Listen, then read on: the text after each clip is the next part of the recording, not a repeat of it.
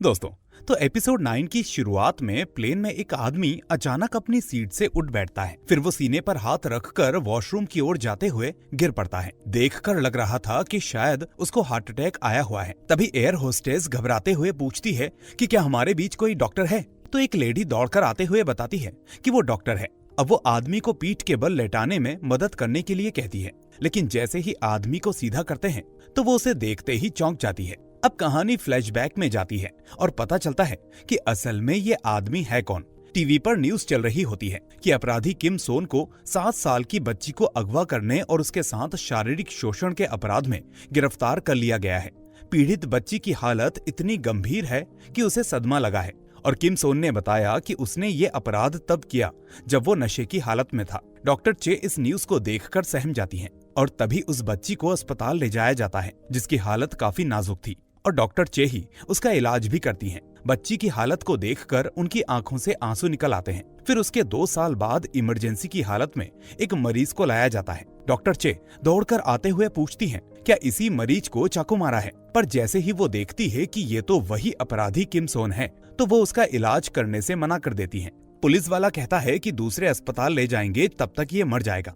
उसका सीनियर भी उसे साइड में ले जाकर समझाता है, पर वो नहीं मानती और कहती है कि ऐसे दरिंदे को जीने का कोई अधिकार नहीं है। सीनियर कहता है, कौन जीने लायक है कौन नहीं, इसका फैसला हम नहीं कर सकते। तो वो कहती है कि मैं उसे मारने का नहीं कह रही, मैं तो बस ये कह रही हूँ कि मरता है तो मर जाने दो। सीनियर समझ जाता है कि ये नहीं मानने वाली और वो खुद ही उसकी सर्जरी करने निकल पड़ता है। कहानी अब प्रेजेंट में आती है, जहाँ एयर होस्टेस कहती है, डॉक्टर आप कुछ बोलती क्यों नहीं?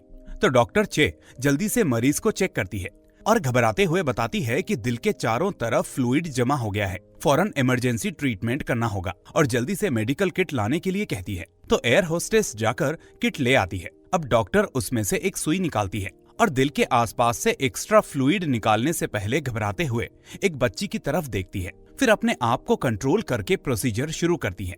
अगले सीन में एक लेडी पुलिस वालों को कह रही होती है कि उस डॉक्टर ने जानबूझकर मेरे पति की जान ले ली, प्लीज आप ये केस किसी अच्छे वकील के पास ले जाइए। तभी उसके साथ आई बूढ़ी औरत बताती है कि इससे पहले जब मेरे बेटे को अस्पताल ले गए थे तो मैंने उस डॉक्टर की बात साफ साफ सुनी थी। मेरे बेटे को मारने की बात कह रही थी, पर उस वक्त मार नहीं पाई ना, इसलिए मन में चिढ़ मची थी और जब फ्लाइट में उसे दोबारा देखा तो मौका मिलते ही उसे मार दिया। अब बात पूरी होते ही वो अपने बेटे किम सोन का नाम चिल्लाते हुए रोने लग जाती है। सीन अब यून के ऑफिस में शिफ्ट होता है, जहाँ हेयोन हैरान होते हुए कहता है कि ये देखो, दो सांगजे को भी पार्टनर बनाया जा रहा है। जितने भी कामचोर थे सबका प्रमोशन हो गया। चोई परेशान होते हुए कहती है, लगा था कि मिस नायन के आने के बाद कम से कम प्रमोशन तो ईमानदारी से होगा, लेकिन लिजिन आकर कहता है, देखते जाओ ये सब जल्दी ही खुद नौकरी छोड़कर चले जाएंगे और अगर रुके भी तो फिर कभी कामचोरी नहीं कर पाएंगे। अब लिजिन जब भी अटर्नी योन से बात करने की कोशिश करता है तो बिजी हूँ बोलकर वो उसे इग्नोर करती है, लेकिन लिजिन को समझ नहीं आता कि वो ऐसा क्यों कर रही है। शाम को लिटिगेशन की मीटिंग रूम में डॉक्टर चे कह रही होती है कि किम सोन की बीवी और माँ रोज अस्पताल आकर तमाशा करती हैं, सबसे कहती फिरती हैं कि वो एक खूनी है, यहाँ तक कि वो उसके मुंह पर भी थूक चुकी हैं। पूरी बात जानने के बाद यून कहता है, मर्डर का केस तभी बनता है जब जानबूझकर मारा हो। तो क्या वो ये कह रही हैं कि जानबूझकर मारा है? तो डॉक्टर हाँ में जवाब देती है। यून पूछता है, क्या उनके पास इसकी कोई ठोस वजह है? तो वो बताती है कि कुछ सालों पहले किम सोन को जेल में किसी ने चाकू मारा था और इलाज के लिए हमारे अस्पताल में उसे लाया गया था और तब उसने इलाज करने से मना कर दिया था। शायद उसी वक्त उसकी माँ ने उसकी बातें सुन ली होंगी। तभी उसका पति कहता है, ये बात इतनी सी नहीं है, असल में किस्मत ने बड़ा ही घिनौना मजाक किया है। मेरी बीवी ने ही उसकी शिकार हुई बच्ची का इलाज किया था और कुछ साल बाद उसी किम सोन को इमरजेंसी में इसके हॉस्पिटल में लाया गया और तभी उसका इलाज करना भी बहुत जरूरी था। लिजिन कहता है, और फिर आप लोग प्लेन में उससे दोबारा टकरा गए। किस्मत तो वाकई में बहुत अजीब है। यून पूछता है, उसका इलाज करने से मना किया था तब आपने क्या कहा था? तो वो बताती है कि उसे ठीक से तो याद नहीं, क्योंकि वो उस समय गुस्से में थी और शायद उसने कहा था कि मैं उसे मारने का नहीं कह रही, मैं तो बस ये कह रही हूँ कि मरता है तो मर जाने दो। पर अगर उसे बचाने से मिन सोल जैसी मासूम बच्चियों को खतरा हुआ तो? लेकिन मेरी वो बात सच्ची तो साबित हो गई।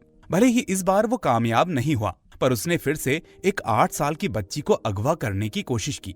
उसका पति कहता है, हाँ बिल्कुल ये सही बोल रही है, अभी तक मीडिया में नहीं आया पर रिपोर्ट दर्ज हुई थी।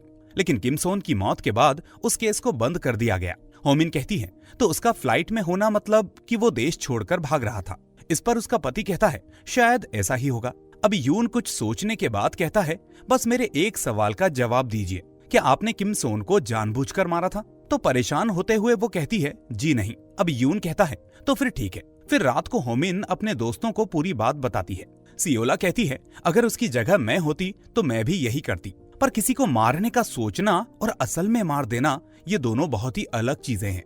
होमिन कहती है सही कहा। फिर सियोला कहती है सच कहूं तो हकीकत चाहे जो भी हो, पर डॉक्टर चे बेगुनाह साबित हो जाए, मैं बस यही चाहती हूँ।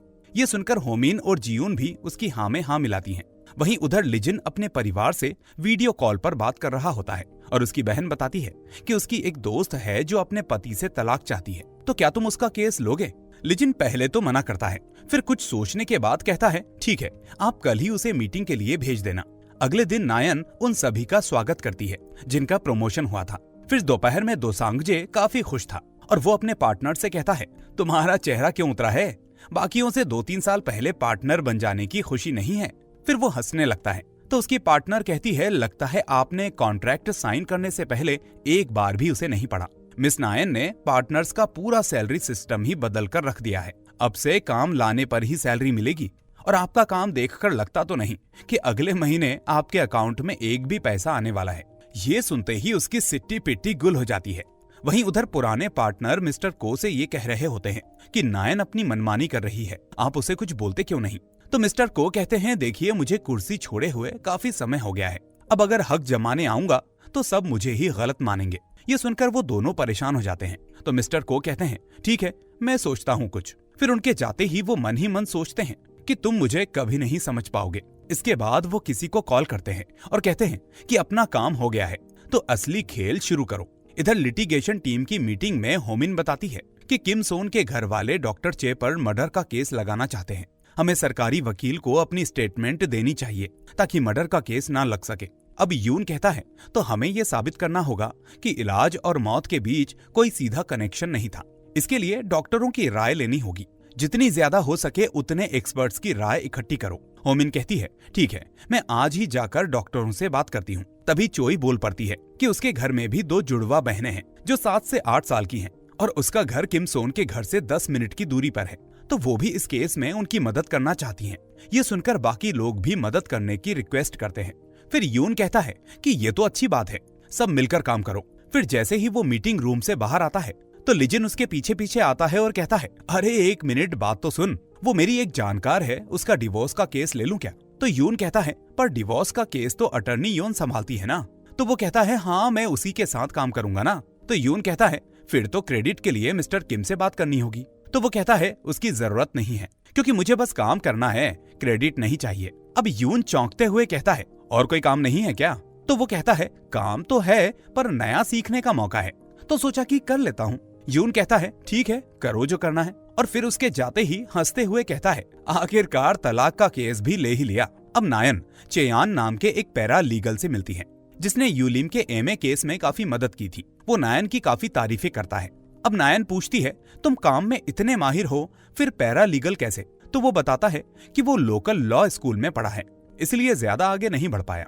नायन उससे काफी इम्प्रेस होती है और फिर बाय बोलकर जाने लगती है। तभी वो देखती है कि एक आदमी जो कि अपनी फैमिली के साथ खाने पर आया था पर पेमेंट करने के टाइम उसका कार्ड काम नहीं करता। वो अपनी फैमिली को इसके बारे में नहीं बताता और कहता है कि आप लोग कार में जाकर वेट करो। नायन उसे मिस्टर ली कहकर बुलाती है और नायन को देखकर वो काफी खुश होता है।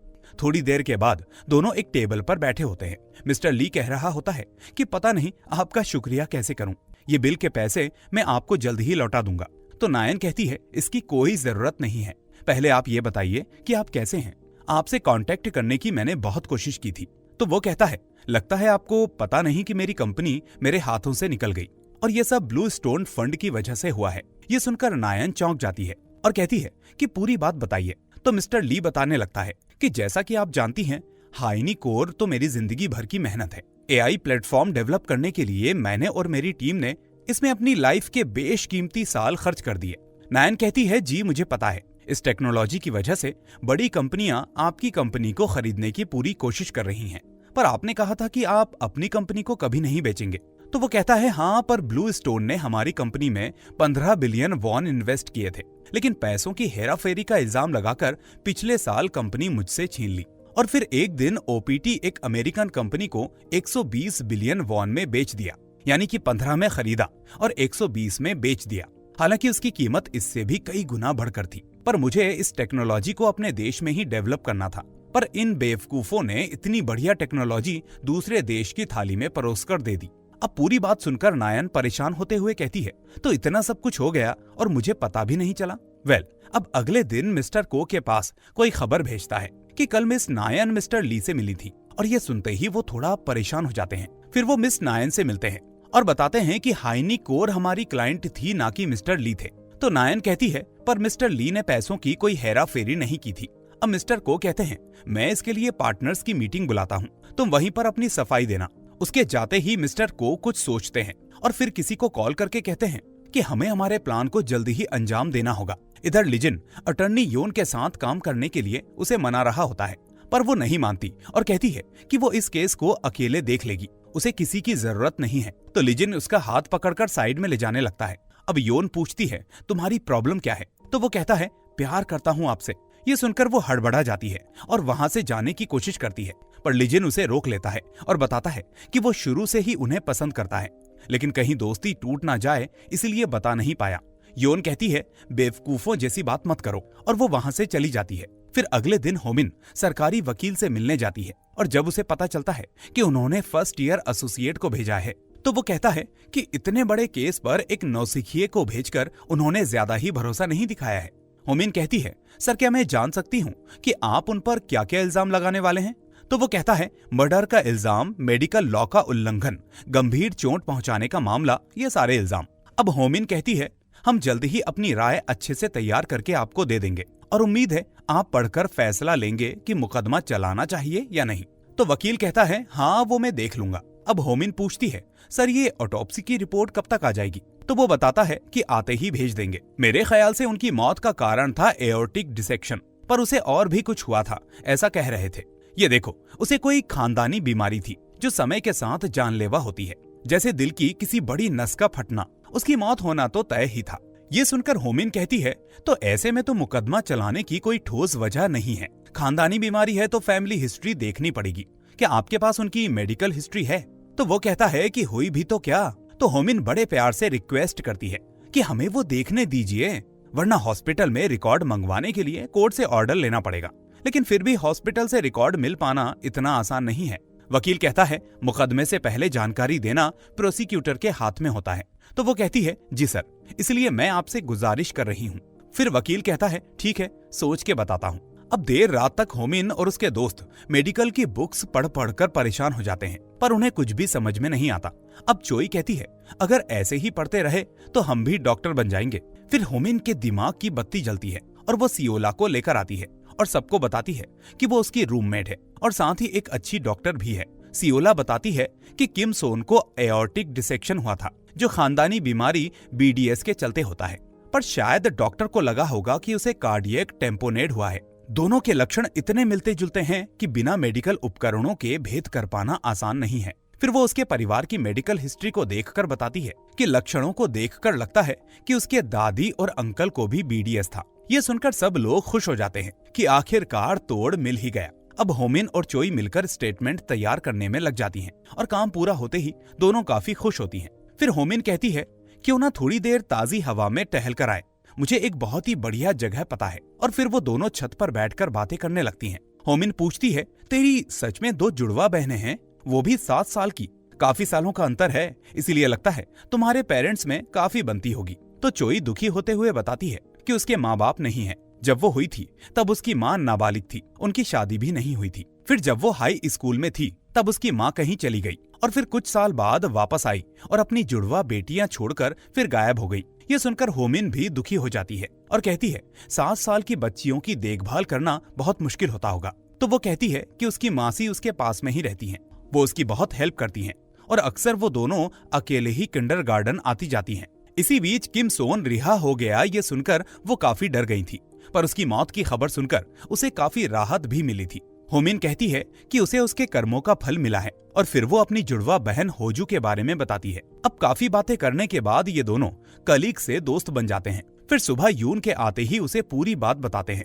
तो यून कहता है, मतलब कि हम ये दावा करने वाले हैं कि डॉक्टर ने कार्डियक टेम्पोनेट समझकर मरीज का इलाज किया था, क्योंकि बिना मेडिकल उपकरणों के ये समझ पाना मुश्किल है कि उसे असल में एओर्टिक डिसेक्शन हुआ था, जो खानदानी बीमारी वीडीएस के चलते होता है। होमिन कहती है, हाँ बिल्कुल, क्योंकि वीडीएस एक रेयर खानदानी बीमारी है, तो इमरजेंसी की हालत में कोई भी डॉक्टर उसे बिना मेडिकल हिस्ट्री के एओर्टिक डिसेक्शन ही मानकर चलेगा।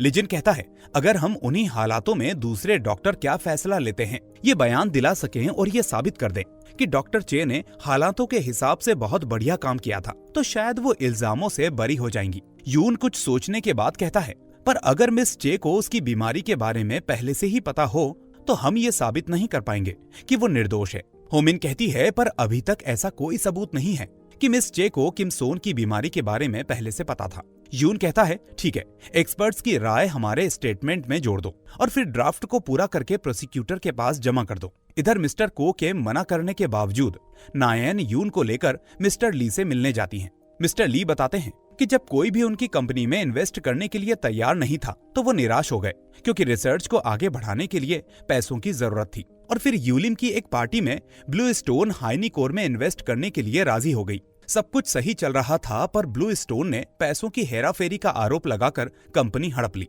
अब यून कहता है, आपका केस मिस नायन देख रही थी, पर इन्हीं को केस से हटाकर डिमोट कर दिया था। ये सुनकर मिस्टर ली चौंकते हुए कहता है, क्या इस वजह से आपका डिमोशन हुआ था?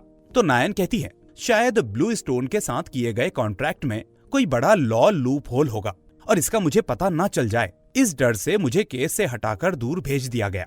यून पूछता है, क्या वो कॉन्ट्रैक्ट आप लेकर आए हैं? तो मिस्टर ली हाँ में जवाब देते हुए कॉन्ट्रैक्ट यून को थमा देते हैं। अब यून कहता है, ठीक है, इसे मैं एक बार ठीक से पढ़ लेता हूँ।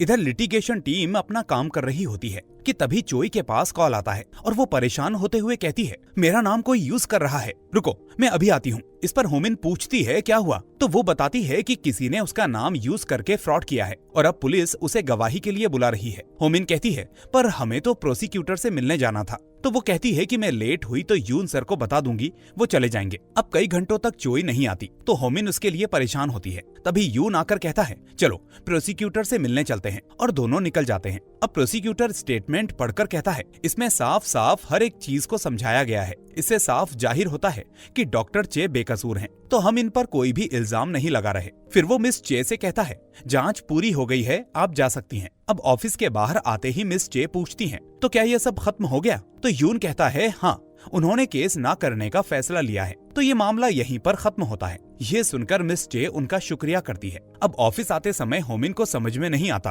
कि ये मामला इतनी जल्दी कैसे निपट गया। हालांकि उसने स्टेटमेंट पर काफी मेहनत की थी, पर मामला ऐसे खत्म हुआ जैसे प्रोसिक्यूटर को इसी का इंतजार था। तभी उसके पास चोई का कॉल आता है और उसकी बात सुनने के बाद वो कहती है, तुम चिंता मत करो, मैं सब संभाल लूंगी। यून पूछता है, क्या हुआ? तो वो कहती है कि शायद गलत फहमी हुई है, पर अब भी इन्वेस्टिगेशन चल रही है, लेकिन मुझे अभी उनके घर जाना होगा सर। यून पूछता है, वो क्यों? तो वो कहती है, उसकी छोटी बहनों की छुट्टियां हैं, पर उनकी मासी बाहर गई हैं, तो दोनों घर पर सुबह से अकेली हैं सर। यून कहता है, वो दोनों तो 7 साल की है ना, और उनके पेरेंट्स कहाँ पर हैं? तो वो बताती है कि उनके पेरेंट्स नहीं हैं, शायद चोई उन्हें अकेले ही संभालती है और पास में रहने वाली मासी मदद करती है। यून कहता है, ठीक है, उसका एड्रेस बताओ। तो वो कहती है, मैं टैक्सी लेकर चली जाऊंगी। यून कहता है, उन्हें भूख लगी होगी, इसलिए देर करने से अच्छा है इसी कार में चलते हैं। उसके पते पर पहुंचते हुए रात हो जाती है। फिर ड्राइवर कहता है, इससे आगे पैदल चलकर जाना होगा। यून कहता है, चलो मैं भी साथ चलता हूँ। होमिन मना करती है,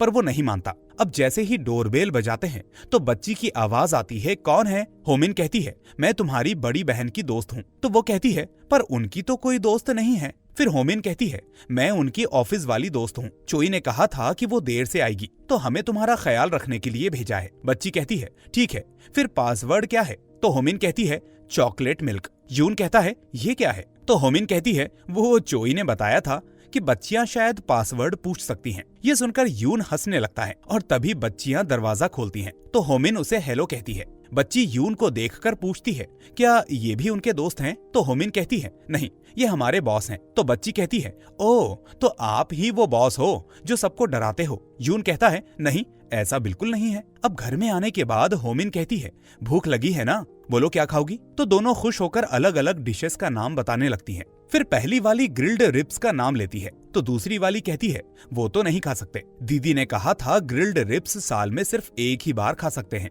तो यून कहता है, अगर ऐसा है तो क्यों ना डिनर के लिए कहीं बाहर चला जाए। और ये सुनकर दोनों खुशी के मारे झूम उठती हैं। इन्हें देखकर यून भी काफी खुश होता है। अब चारों एक रेस्टोरेंट में बैठकर ग्रिल्ड रिब्स खाते हैं। फिर होमिन पूछती है, खाना कैसा है? तो वो कहती है, बहुत अच्छा है। लेकिन एक पीस खाने के बाद ही दोनों कहती हैं, हमारा पेट भर गया है। यून चौंकते हुए कहता है, अरे बच्चे, तुम और भी खा सकती हो। तो वो कहती है, कोई बात नहीं, पर ये बचा हुआ खाना लेकर जा सकते हैं क्या? तो यून पूछता है, पर वो क्यों? तो वो कहती है कि दीदी को भी ये खाना बहुत पसंद है। पिछली बार जब हम यहाँ आए थे तो दीदी ने पेट दर्द का बहाना बनाया ताकि हम खा सकें। उन्होंने कुछ नहीं खाया, पर मुझे पता था कि वो हमारे लिए बहाना बना रही हैं। लेकिन खाना इतना अच्छा था कि मैं उस दिन सब खा गई। ये सुनकर तो यून काफी दुखी हो जाता है, पर मुस्कुराते हुए कहता है कि एक काम करो, इसे तुम खा लो, हम उनके लिए दूसरा ले जाएंगे। अब बच्चियां खुश होते हुए कहती हैं, क्या सच में? फिर वो उन दोनों बच्चियों से प्रॉमिस भी करता है कि वो ऑफिस में भी उनकी दीदी को अच्छा खाना खिलाएगा।